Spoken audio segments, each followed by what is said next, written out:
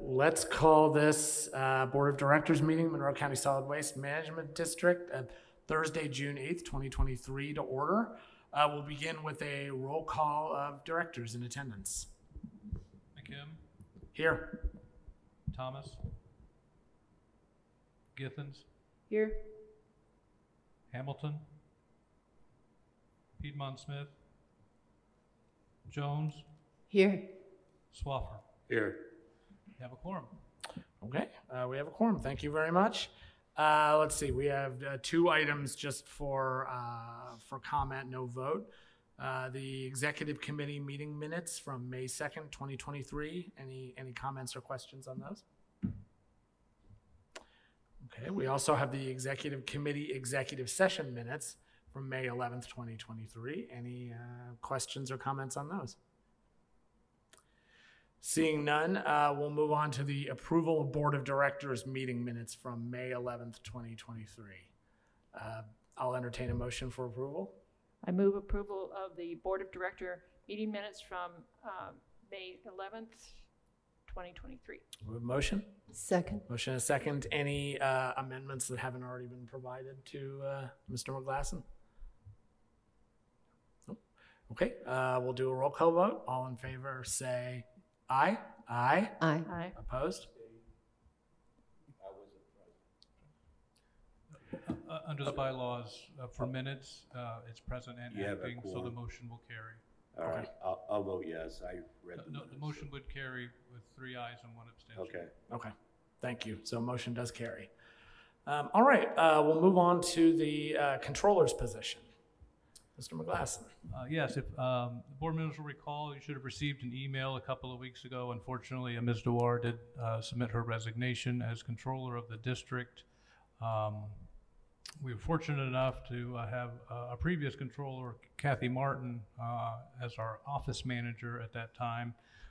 She has agreed to assume the controller responsibilities and duties until such time as the board were to fill that position. Has also expressed interest in the position now that it is vacant and available. Did present this to the executive committee at their meeting on the 2nd, or no, when was that? On May 30th, sorry.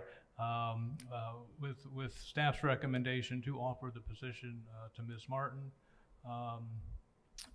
Would advise the board that, as indicated in the memo, one of Ms. Martin's reasons for coming back was a reduced schedule to be able to spend more time with family. She has indicated that she might have some possible conflicts with some of the executive committee meetings currently scheduled, but board meetings should not be an issue for her if she were to be offered the position. Okay, great. Any comments from the left? Nope. Or from the right? No, I would very much like to see Miss Martin back. Okay. We will, so I would entertain a motion to offer the position to Ms. Martin. I move that the Monroe County Solid Waste Board approve the hiring of Kathy Martin as our controller. We Second. have a motion and a second. Any other comments or questions? I enthusiastically support that as well. I hope that as a new office manager is brought in, that Ms. Martin will be available to help train that person. All right. So we'll do a voice vote since we're not operating under hybrid rules. So all in favor of appointing Ms. Martin as controller of the district, say aye. Aye. Opposed? Motion carries. Great. Welcome aboard. Or welcome back aboard. Great. All right, we will move to the controller's report. First, we have cash flows. Okay, the cash flow statements are on page 16 of your packet. And the operating balance, and this is as of April 30th, was $2,362,560.24.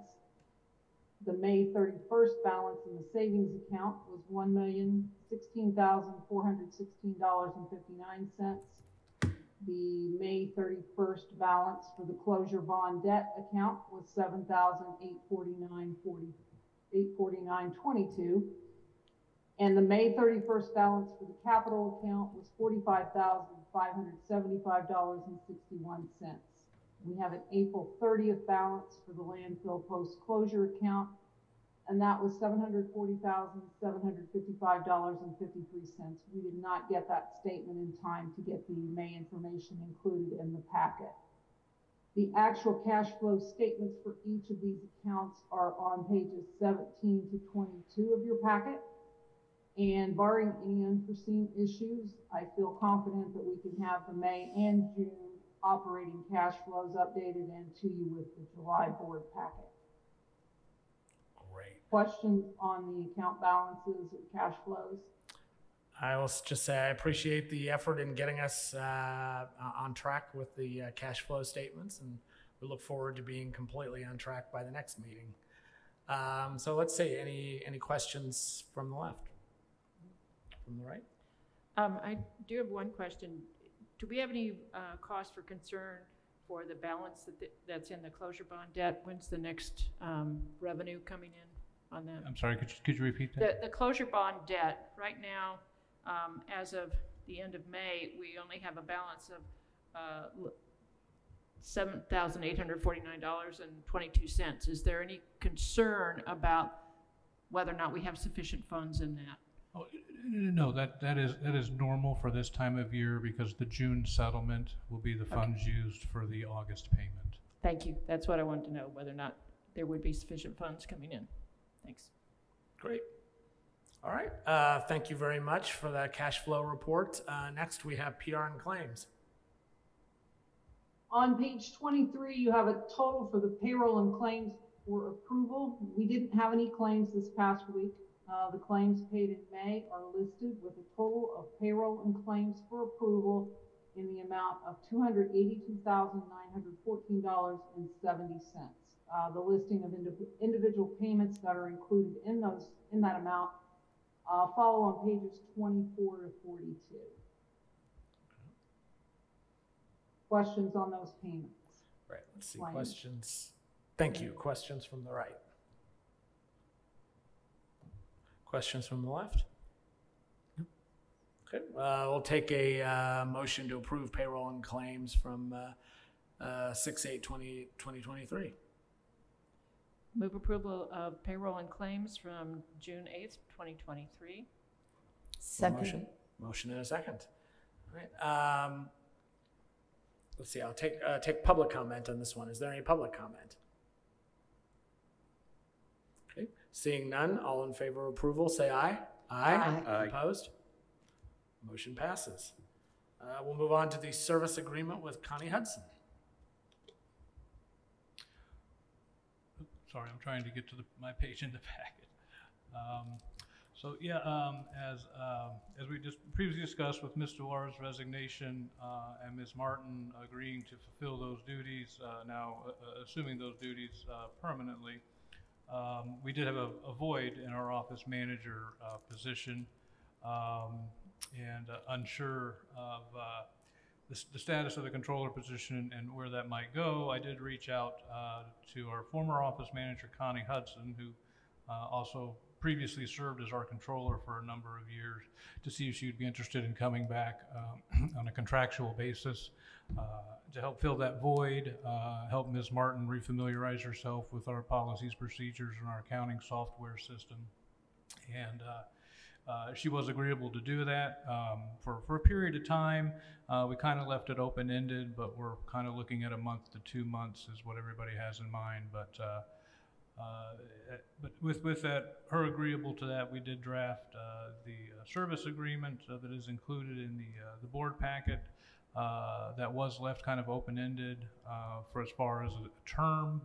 There's just an ability to terminate the agreement by either party with a 14-day written notice.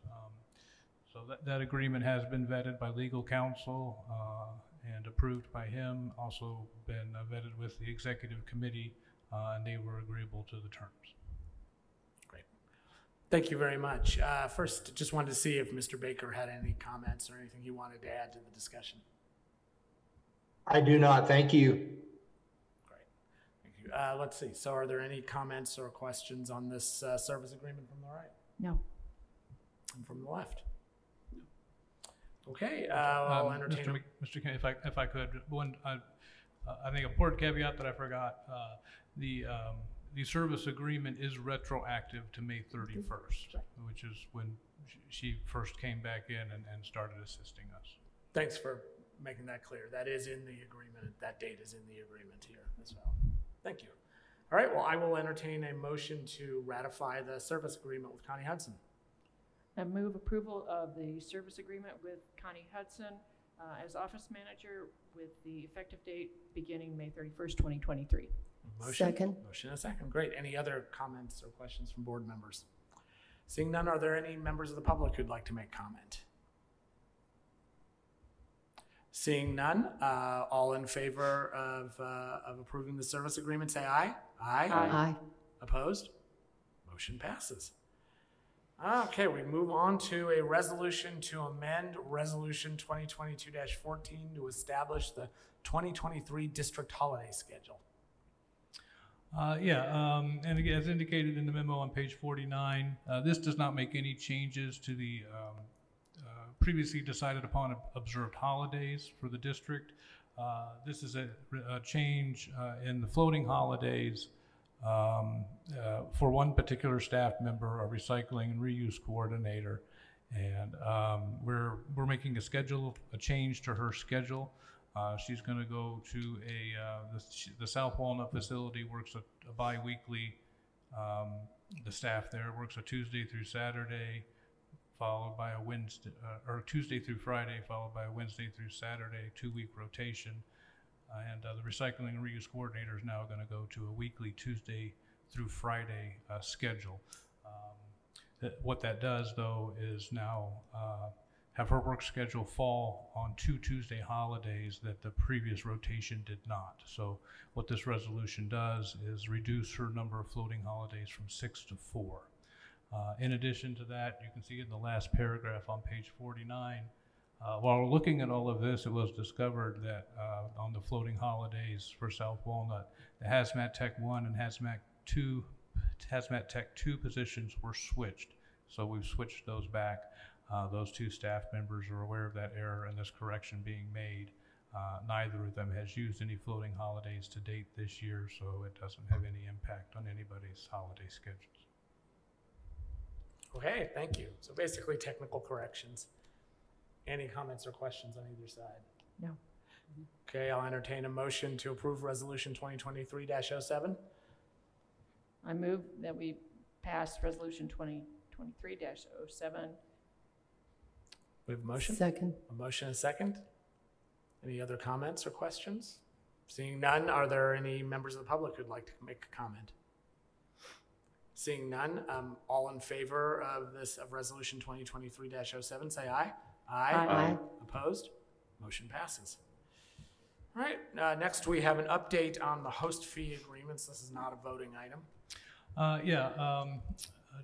As indicated in the memo, the staff and legal counsel did meet with representatives from Public Services last Friday on June the 2nd to review the proposed host fee agreement that was tabled by the board at the May meeting. Unfortunately, that time did not give us adequate time to deal with questions and concerns raised and have any sort of a revised agreement that we thought both parties would be agreeable to present to the board this week. But out of the meeting, I think was very productive. We are now potentially looking at drafting a host fee agreement that would be identical for both parties and would be a new agreement from our existing agreement with Republic Services that would supersede that existing agreement, which all parties agree is just going to be a much cleaner way to move forward. So that's where we are with that, and certainly do hope that by the July meeting we have an agreement for the board to consider to enter into with both entities. Great, thank you. And my understanding is both processors are escrowing the host fee at this point? Yes, both entities have indicated that they are collecting what is assumed to be the host fee that they would be subject to, and are escrowing those funds until such time that we get things all agreed to, signed, and moving forward. Great, thank you. Let's see, and any questions or comments from the right? I know Commissioner Givens, you had some suggestions that you had made or comments. Well, I mean, it was actually on the draft agreement that the executive board received only. So there was a paragraph about if there was a legal dispute, payment for legal representation, and since the solid waste district doesn't contract really with outside legal counsel, what happens in the event that there is some kind of suit? I did see that. Unfortunately, didn't see that till earlier this afternoon, and it's something that we would need to take up both with Mr. Baker and the county attorney's legal office, as well as Angela Parker, who's working on this agreement for us. But we do have an agreement in place with the county attorney's office that, although not an hourly rate, does in essence establish a retainer that the district pays to the county for those services. So there is something in place that could be referred to, but would also, for me, would also want to look at, Mr. Baker's familiarity and comfort level with this issue, and if something were to happen down the road, would it be Mr. Baker or another attorney in the county attorney's office, or would we go back to Ms. Parker to defend us in any sort of a breach allegation with that agreement? I just think it's something that we need to try to spell out before it becomes a problem. Yeah, it's a good question, and I agree that we need to have some clarity and from the district standpoint of how that's handled for the district in that instance. Okay. All right. Any questions or comments from the left? All right. Thank you, and we look forward to further developments. So do we expect the agreements for next month's meeting? I can't promise anything because there's two other entities involved in this, but my hope is that yes, we will present to the board at next month's meeting an agreement, identical agreement for each entity Excellent. to agree to. Thank you. Okay, next we have a request for appointment to the CAC. Yes, so a memo on page 54 of the packet, followed by the email that was received from Mr. Matt Austin expressing interest in joining the CAC. Actually met Mr. Austin at the Utilities Anaerobic Digester public information session that they held, and expressed interest there, and he followed up with the enclosed email. I think the email shows a lot of interest and experience that aligns quite well with the district's goals and objectives, and would recommend that he be appointed to the CAC. Terrific. Any comments on Mr. Austin's appointment from the left? And from the right? No, I think it's really wonderful that somebody that already has an interest in this, and as deep as his is, that he's willing to give his time and to help people, the other residents of the county, basically. Sounds like a fantastic appointment. I would definitely support it. Yeah. I'll entertain a motion to appoint Matt Austin to the CAC. I move that we appoint Matt Austin to the CAC. A motion? Second. A motion and a second. Any other comments? Are there any members of the public who'd like to make comment? Seeing none, all in favor of appointing Matt Austin to the Citizens Advisory Commission, say aye. Aye. Opposed? Motion passes, and congratulations, and thank you for your willingness to serve, Mr. Austin. All right, next we have the CAC report. And I apologize, I called it commission, it's committee. Sorry. Afternoon, board members. Joseph Winnie here, Chair of the Citizens Advisory Committee. It's been another pretty straightforward month for us. We are continuing the rebranding discussion with logos proposed by Lambert Consulting. That's ongoing. We did get into our 2023 strategic planning and also the 2024 budget process discussions, both of which are ongoing into our next meeting. And then lastly, longtime member Ryan Conway has resigned from the CAC, but now we also have Matt Austin joining the CAC. So that is our current status. Great. Thank you. Yes, I'm sorry. I was very sorry to see Mr. Conway go, but that I'm glad that Mr. Austin stepped up to fill the void. Let's see. Any questions for Mr. Winia from the left? From the right? Thank you very much for your continued service. Absolutely. And I do appreciate you're at every event related to the solid waste district. Yeah, Yes. It's He great. has better attendance than I do, Yeah, I think. me too. Yeah, it's great community involvement. That's great. Okay, we'll move on to department reports. Yeah, I'll start with just the legislative update that we've done every month while the legislature was in session to start the year. Would note that the bills that we were watching were all passed and did all become law, were signed by the governor. There are really none that have any major negative consequences on the district. I think the solar panel decommissioning and disposal study is a very forward-thinking bill by the legislature, and very pleased to see that one. The advanced recycling bill, really, this is one that I think was really pushed by the Brightmark facility up in Ashley. That is. I'm not sure if you remember, I haven't talked about that in a while, but that's a plastics recycling facility that's process is supposed to break plastics down to their petroleum base, and in essence results with two byproducts, a low-grade diesel fuel and a wax. And that's I think that bill was really pushed by that company, and it basically just eliminates some of the red tape, in essence, that they would be subject to if they were classified as a solid waste facility instead of an industrial process. And hopefully that will help them continue to move forward in refining their process and get them online to where they can start accepting large volumes of this material and doing something productive with it.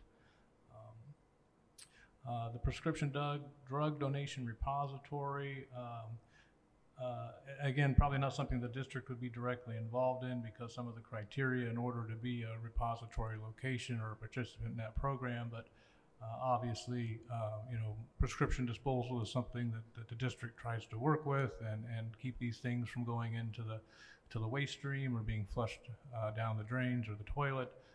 So this is another program that would provide another avenue to take prescription drugs that would be harmful if improperly disposed of, and actually have a reuse for them for people in need that couldn't afford them otherwise. So we think that's a pretty good program. And one of the bills that probably does have an impact on the district is the live streaming and archiving media, which is now House Enrolled Act 1167. It's going to have an impact on most any public entity or most any governing body to a public entity, of which this board is, our executive committee would be, as well as the CAC. But under the past language of the law, it would only apply if those bodies are meeting in the same room in which, for layman's terms, that the commissioners are meeting, that the county council is meeting, that the city council is meeting. So under our current setup, the board would be the only governing body for the district that this law would apply to. And in the current setup in the Nat U Hill meeting room, we're pretty much in compliance with it already. So not going to require much change on our part.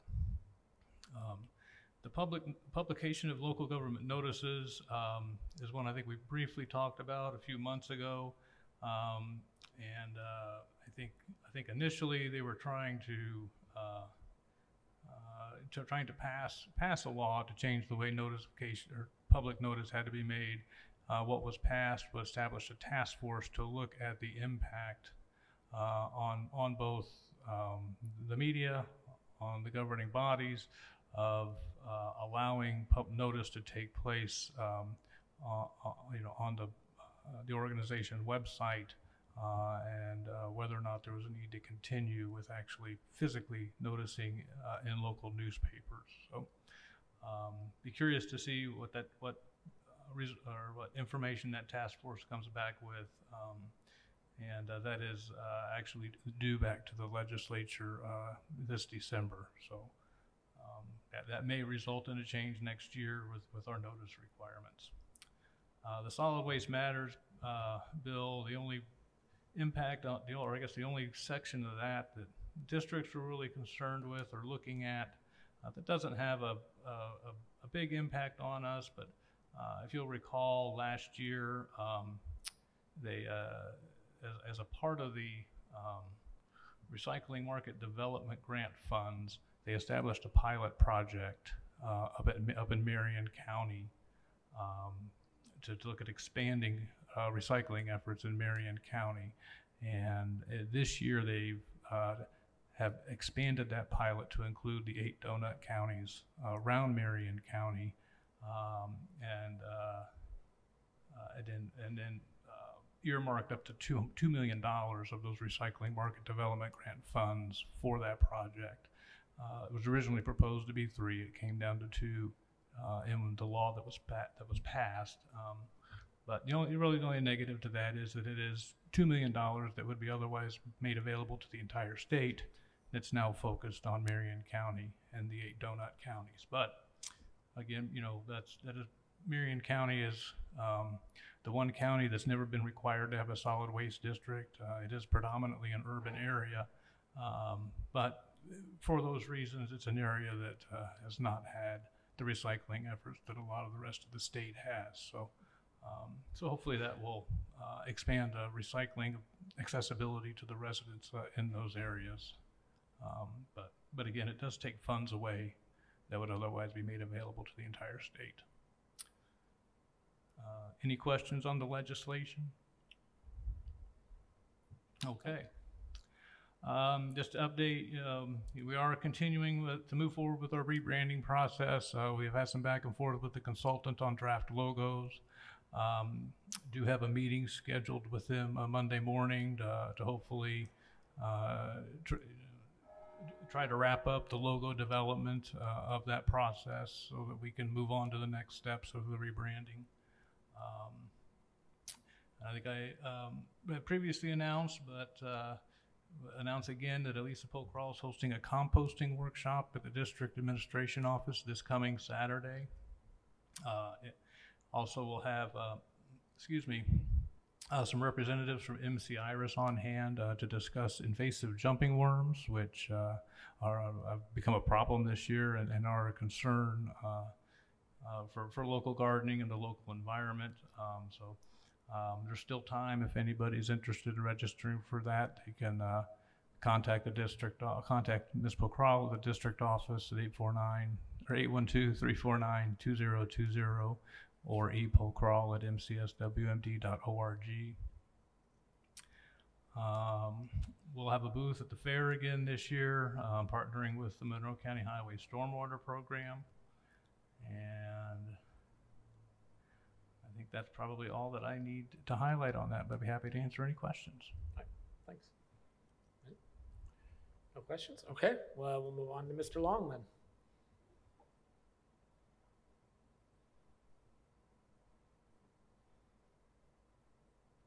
Does he need to be promoted to panelist? There he is. He's coming. Yep, sorry about that. Oh, I lost you. There we go. You're there. Sorry. So for the recycling and reuse, the month of May for us is extremely busy with students moving out and parents coming into town and everything. So staff at the main recycling center has been extremely busy with helping students recycle as much as possible from their dorms and stuff and apartments. And also saving boxes and newspapers and other packing material. That way it can be repurposed versus just being recycled and helping a lot of the students out and parents out.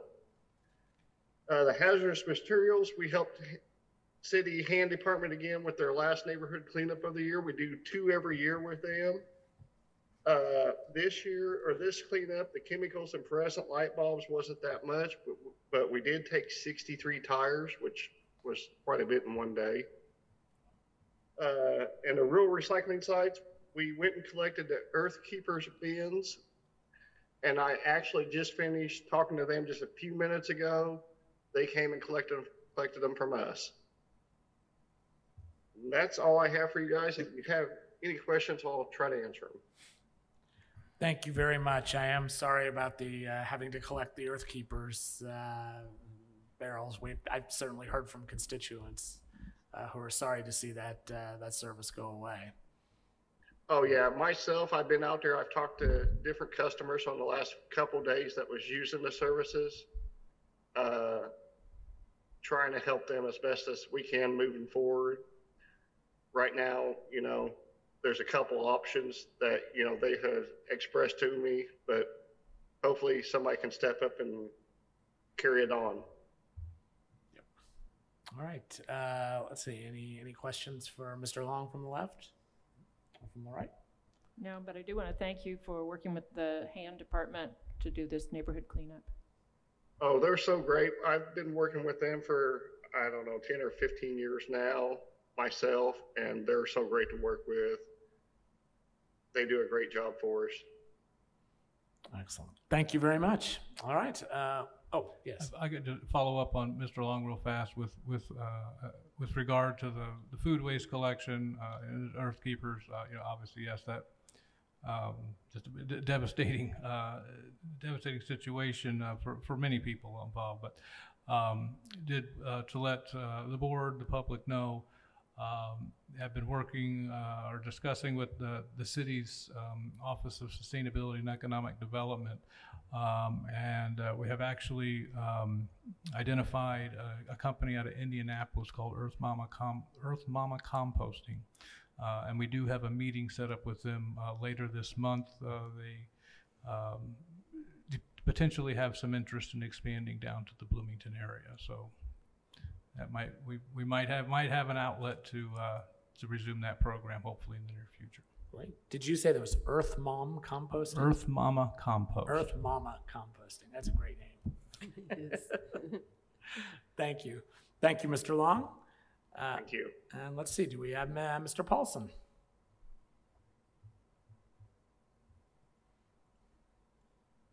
Oh, there we go. Hello.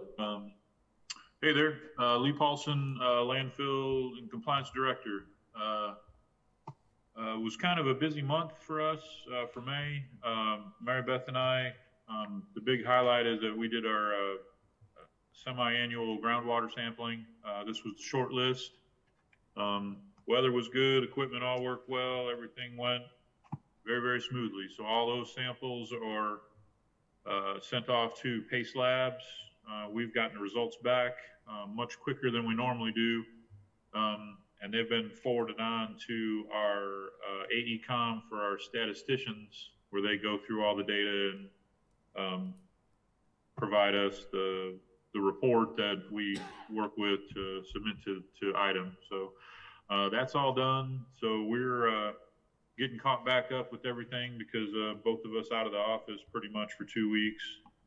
Danny was able to step in and kind of keep things going, so it wasn't such a big, like Fridays when we don't normally sample on Fridays because the lab can't accept the samples on Saturdays when we would ship them. So Danny was able to keep things up. So when we got to Fridays, it wasn't just hit with a million things to do. So super thankful for that. Right now, the only stuff we're really working on is we're in the process right now of cleaning out the collection pond at the landfill. We've had that invasive weed that we dealt with a couple of years ago is back.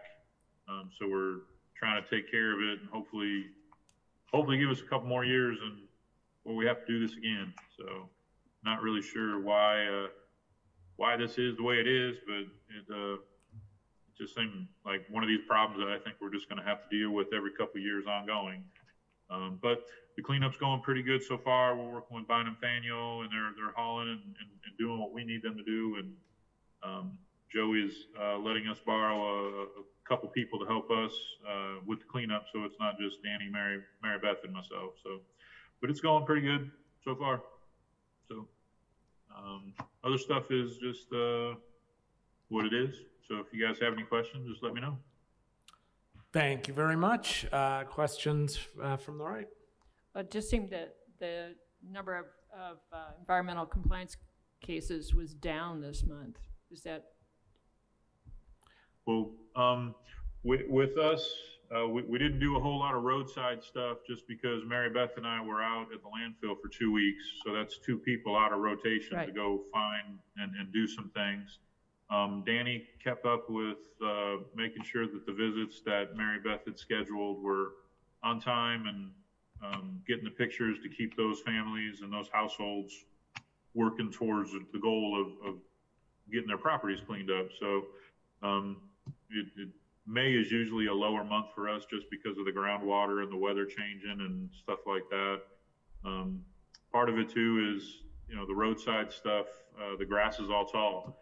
So it's hard for us to identify where some of that stuff is, and it's very labor intensive to be on the side of the road with, you know, weeds up to your knees trying to pick out little pieces of trash that are down in the ground. So, but we'll, you know, right now, once we get done with the pond cleanup, we'll be back out there to get a couple more coordinated cleanups going and get back out on the roads. I was just hoping that there was less need for these things, that's all. I would wish that would be a great thing to be, but I don't think that's ever going to be. I think as Bloomington expands and grows, it's not going to get any better. It's just going to be different. Thanks. Any questions from the left? All right. Thank you very much, sir. Thank you. Mr. McGlasson, any other staff reports? No. He's got stuff on Adopt a Road and stuff too there. Oh. Okay. I'm sorry. What? Did you want Mr. him to Mr. address Paulson something else? Still has things on the Adopt a Road Oh. program that was in the. I'm sorry, I didn't hear you. There was still there. You did have a report on the Adopt a Road, and that was in our packet and things like that too. Oh yeah, our Adopt a Road is we have a lot of volunteers going out right now. The past several months, we've had quite a few people out. So they're Mary Beth has done a great job with working with peoples and organizations and keeping them excited about it. The weather has been pretty nice, so it's not like it's been too hot or too rainy or too cold. So a lot of people have been out doing it. Usually the end of, right around May, we see a lot of university groups trying to do their cleanups before they go home for the summer. So we've just seen a lot of consistent work with that. So that's a good thing. That's a very good thing. Okay. And so is that all? Is there anything else you wanted to cover? Oh, I'm good. Thank you very much. All right. Thank you.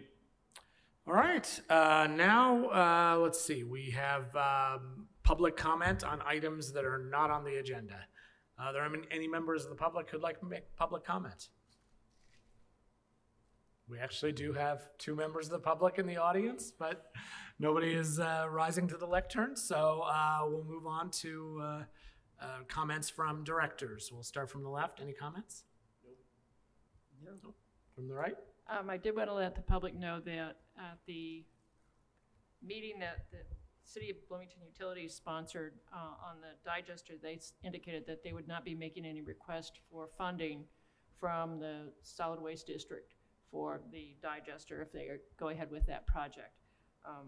And I also wanted to ask Mr. McGlasson, and I'm sorry I forgot to ask this last week, what's the status of getting the new vehicles? Actually, Mr. Paulson might be a little more up to date on that than I am. I believe that one of the vehicles is at the dealership or on its way to the dealership, but the other one is still a couple of months out.